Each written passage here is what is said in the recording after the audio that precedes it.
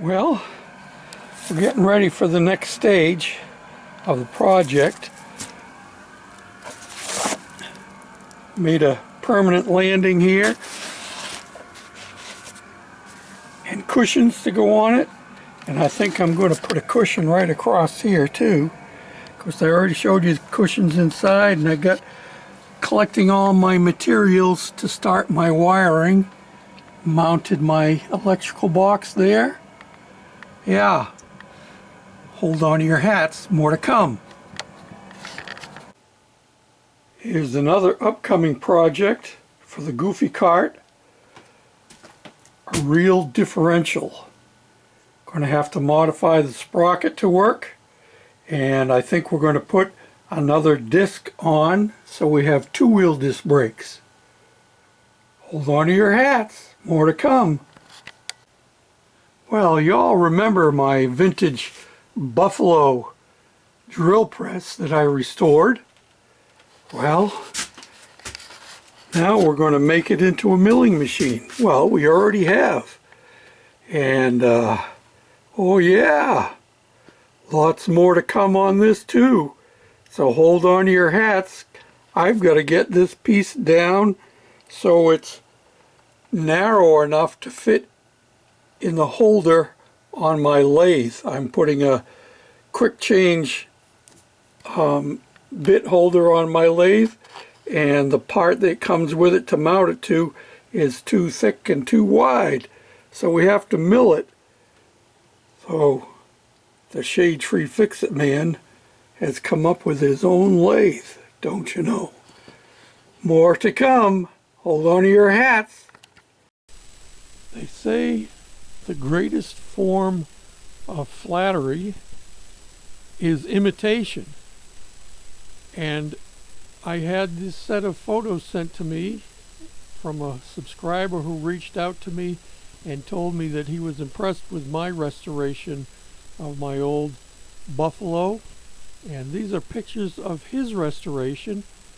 Though it's a different color combination, it's certainly well done. Thank you, Ben Green, for sharing these with us. Well, I can't get back all the way, but, well, you saw my last iteration of the steering for the Goofy Cart. I'm not really happy with it. So guess what? I have a real steering box coming for this, and we'll be swapping it out and putting it in here. It's a Saginaw steering box off of a GM product. Manual steering. So hold on to your hats, more to come. We're going to have to take the body off because I need to make some more modifications to my drivetrain. I think part of the issue I'm having with it surging when I'm driving it is my chain that is down underneath.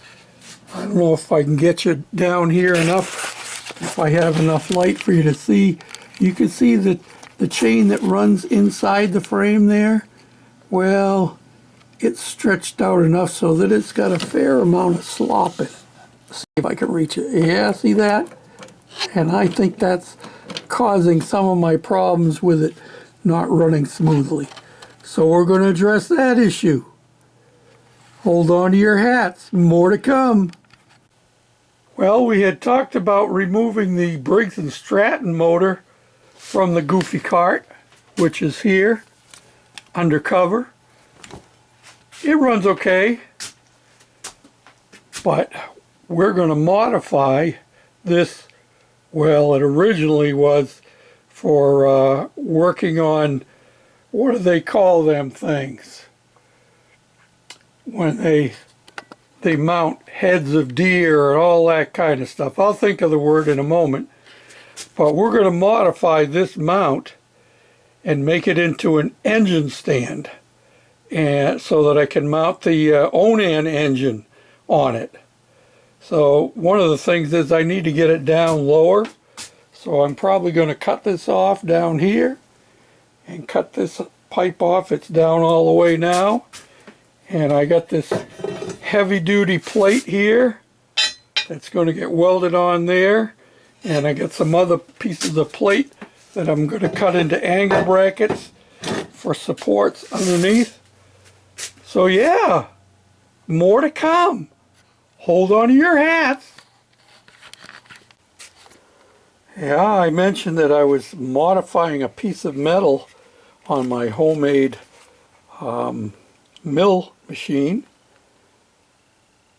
And this is the piece that's coming out of here. This normally would mount in here, but we're going to put a quick change post on.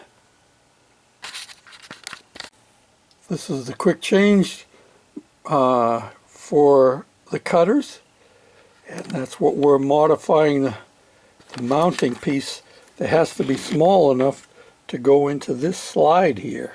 I'm in the process of cutting it down widthwise, and then we're going to have to cut it down thickness so that this will slide in and mount on there. More to come. Hold on to your hats.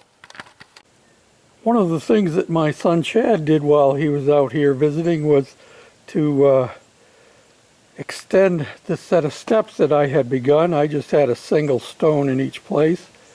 Well, I need a handrail. I've already installed that first post down there at the bottom, and now I'm digging the hole up here to put this post into. Yeah, more to come. Hold on to your hats. Another thing Chad did while he was here was to install this pole. It's a cedar pole that I wanted for my bird feeding station, and I got it up, and I have put this anti-squirrel, anti-raccoon stuff around it, but something is still getting up and pulling my suet off of the end and sliding it back and eating it up. It's not going for my other feeders, which I'm glad for, but I'm not sure exactly what animal it is. So I may have to get some more of this stuff, and maybe the next row will be turned downward. More to come. Hold on to your hats. Another project we have in mind is to put a handrail on our porch down there, and also have to finish off the rake boards and the face boards, trim off the door and trim off the windows. But there's going to be a handrail on the left side where it says pavement ends, and we've got to do that. More to come. Hold on to your hats. We got to get back to work on the four-wheeler. It hasn't run right since my boys were here using it, and now it won't stay running. Probably got to pull the carburetor apart. I hope that's all it is. And right next to it is this big old military generator. I still haven't decided exactly what to do with it. I do want to get it running, but I may end up selling it. The issue for me is that it's going to take two batteries. It requires two batteries to make 24 volts to crank this puppy over. So we'll see what we could do with that. But more to come, so hold on to your hats.